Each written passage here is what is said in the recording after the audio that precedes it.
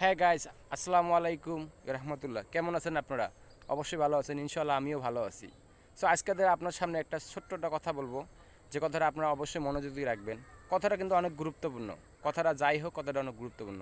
আপনারা যারা মোটামুটি ফেসবুক জগতে কাজ করে 7 বা 8কে করিয়েছেন, আপনার প্রোফাইলটা সুন্দর, আপনার পেজটা সুন্দরভাবে সাজিয়েছেন। সো আপনাদেরকে বলি, দয়া করে ভুলভাল কিছু করবেন না। যে কোনো সেট আপ আপনারা যদি না জানেন, অন্যের কাছে শিখে নেবেন। কারণ সেট আপগুলোই আপনাদের অনেক প্রবলেমে ফেলে দেয়।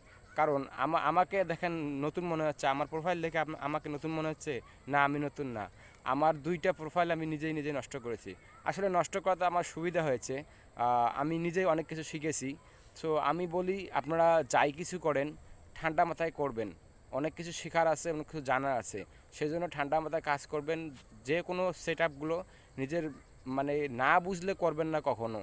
বা বুঝে শুনে, বা যে ভালো পারে তার কাছে বুঝে শুনে নিয়ে সেট আপগুলো করবেন। কারণ আপনার একটা সেট আপ যদি ভুল হয়ে যায়, আপনার এই জগতের কাজ করা বা আপনার এই সফলতাটা একবারে মাটির সাথে মিশে যাবে।